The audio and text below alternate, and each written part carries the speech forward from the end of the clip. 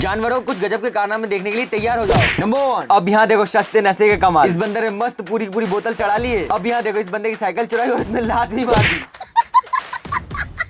Number 2, अब यहाँ देखो कार वाला गलती से कुत्ते के ऊपर गाड़ी चढ़ा देता है तो कुत्ता अपने दोस्तों के पास जाता है और उन सबको इकट्ठा करके उसकी गाड़ी के पास चला जाता है। और अब देखो ये रात का कारनामा उस गाड़ी का क्या हाल कर दिया।